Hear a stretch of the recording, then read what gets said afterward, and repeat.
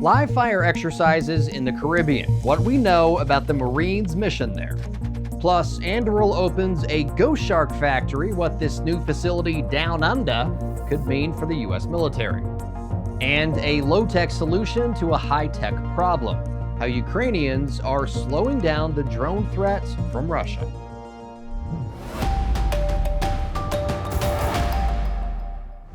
Hello and welcome to Weapons and Warfare. From your morning coffee stop to the dinner table, our goal is to give you the ability to have an informed conversation about what's happening with our nation's military. For Straight Arrow News, I'm your host, Ryan Robertson, and we start this week with the future leaders of the U.S. Army, the cadets at the U.S. Military Academy.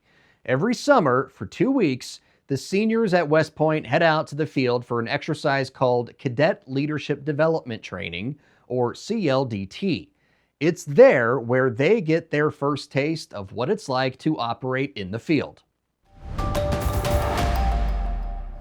From the day they take the oath of allegiance as freshmen, that I will maintain and defend the sovereignty of the United States, to the day they graduate as commissioned officers, Class of 2023, dismissed!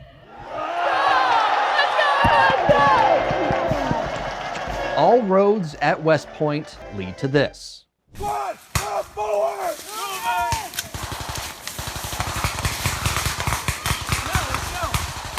CLDT, Cadet Leadership Development Training, a 2-week program that represents the peak of a cadet's military training. This is where cadets assume leadership positions in realistic situations to improve and evaluate their tactical, leadership, and decision-making abilities. It's the last real tactical development you're going to get before you go into the Army. And so it's both kind of a reality check to know where you're at physically, mentally, but that's also a good training exercise. This is where cadets begin to build their skills as warriors and leaders, giving them the opportunity to lead teams, squads, and platoons in scenarios that replicate combat. CLDT is one of the first details where everything you're doing depends on someone else. Like your grade and how you perform is wholly dependent on what they're doing. If they're doing their job right, if they're keeping security, if they're working hard or giving their best performance, everything depends on somebody else. And that's truly unique because it doesn't really happen often. During the 2 weeks of CLDT, cadets engage in an array of activities. So things like land navigation, rifle marksmanship, and first aid, just to name a few. I think for me, the toughest part of CLDT is learning how to navigate all your tasks with only a few hours of sleep.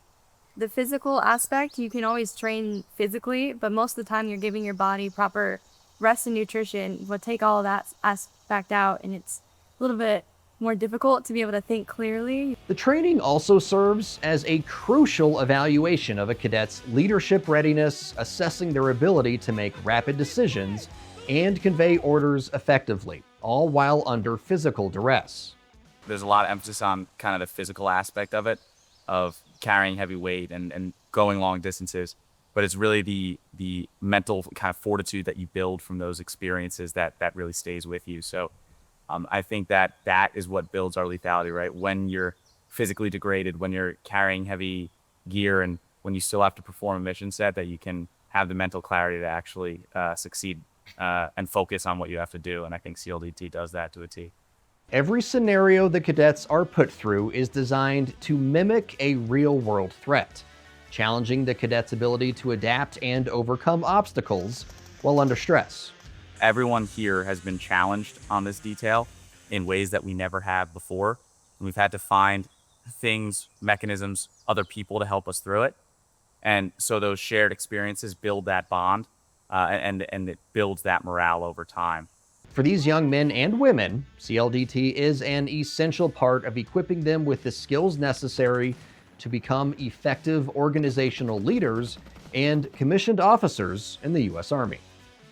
West Point has put us through a 47-month experience of trials and tribulations that have cultivated to making us better people, better leaders, better people of characters. And this experience has just taught me that I'm capable of whatever I put my mind to. All right, folks, we are joined now by Air Force veteran and super producer Brett Baker for some headlines you may have missed. Brett, we just had that story about the cadets going through the leadership training. What's the Air Force equivalent of that? So the Army's is the West Point Academy is CLDT. At the Air Force Academy, it's CCLD, the Center for Character and Leadership Development. It's not quite as field heavy as the Army's. They've got seminars. They do some shadowing of drill instructors at basic training, and they also get a lot of field experience out at actual Air Force bases with units that are in operation. So it's not quite the same thing, but again, the Army and the Air Force aren't quite the same entities Aren't quite either. the same thing either. So yeah, so they approach it from different angles. That makes sense. All right, let's get to those headlines.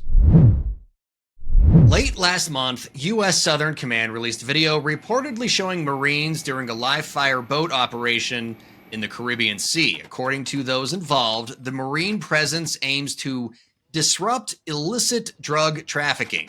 There were at least 10 strikes in the Caribbean and Pacific since early September in a campaign that has raised U.S. tensions with both Venezuela and Colombia. The Pentagon provided little information about any of the strikes, including the quantity of drugs the boats allegedly were carrying and the identities of those killed. Brett, I've covered this story quite a bit for Straight Arrow News, and it's really kind of a legal quagmire.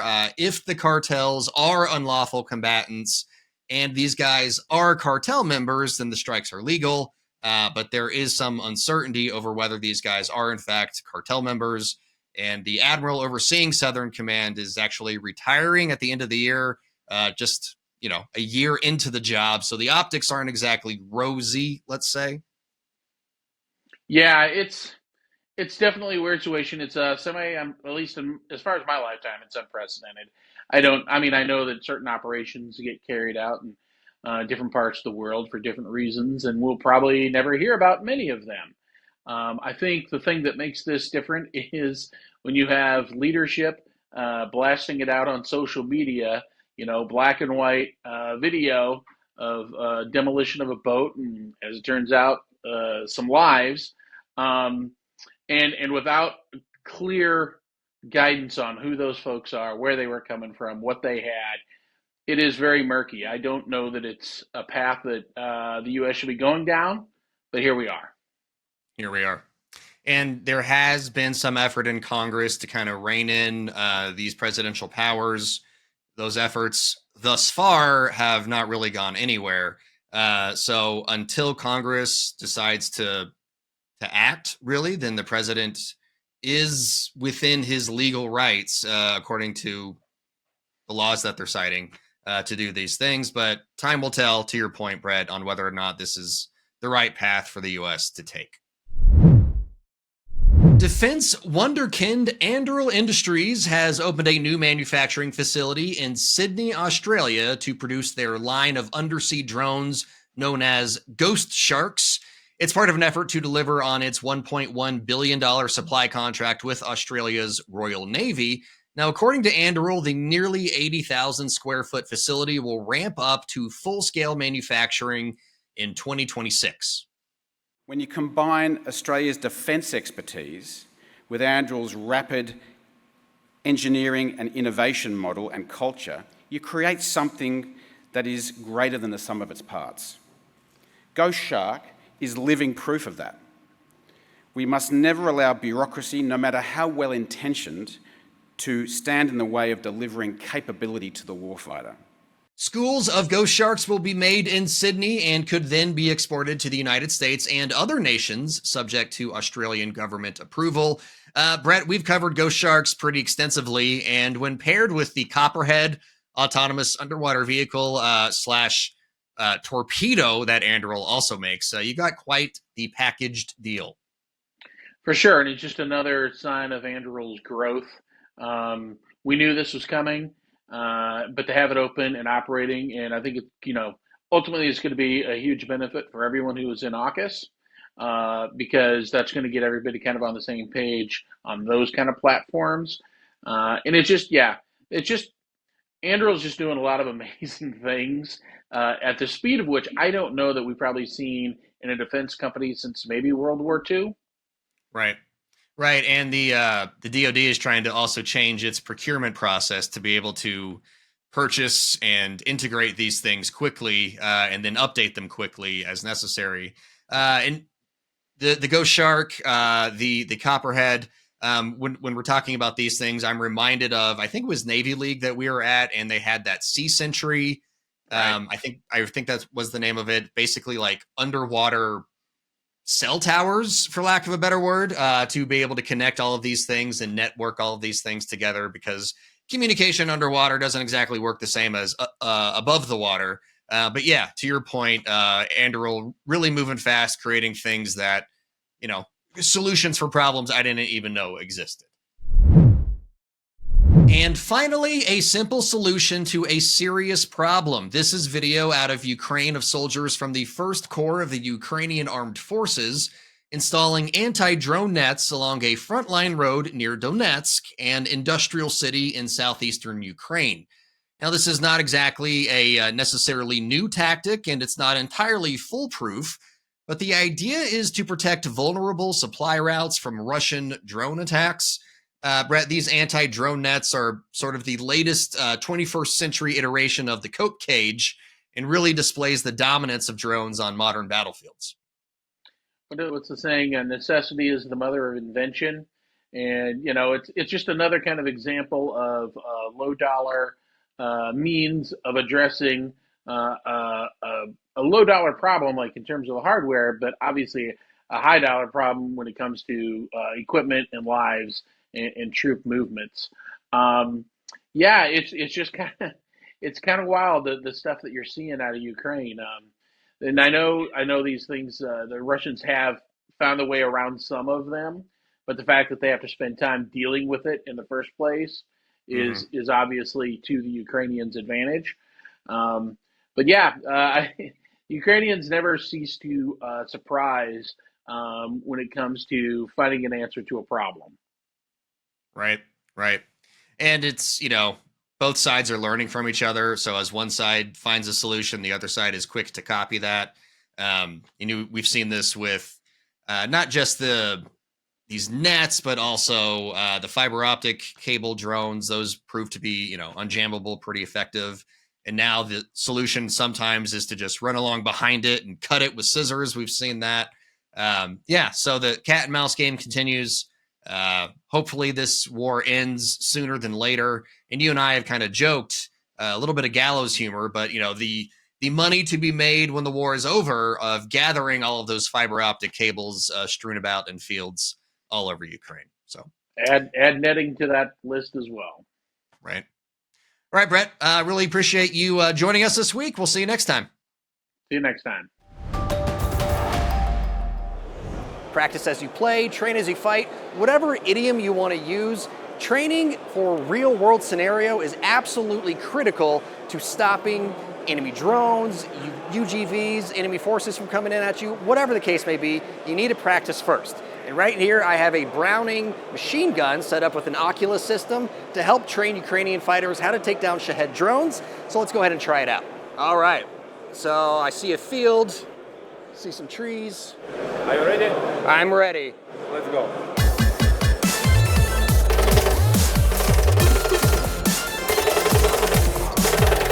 All right, so I got 2 down.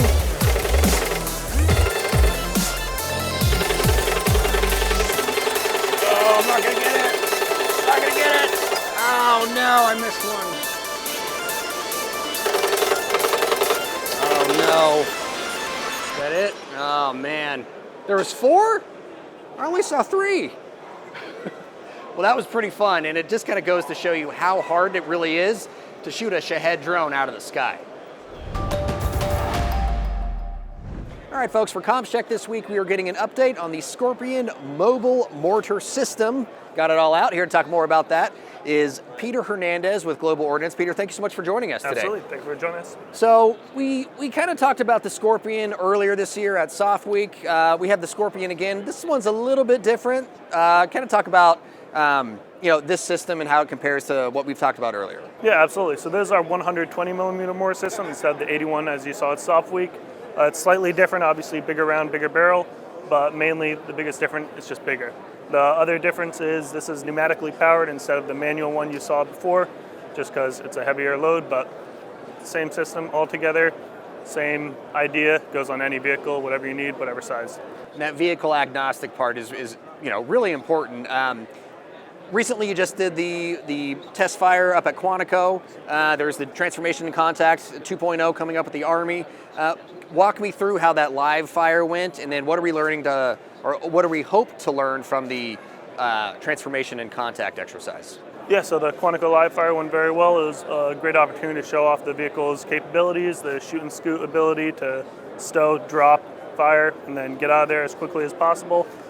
With the TIC 2.0, we're hoping to see just get into the hands of a lot of soldiers, get their experience on it. Hopefully they'll be able to learn the system. Hopefully they'll like it. We've had good feedback so far, so I want to keep that going.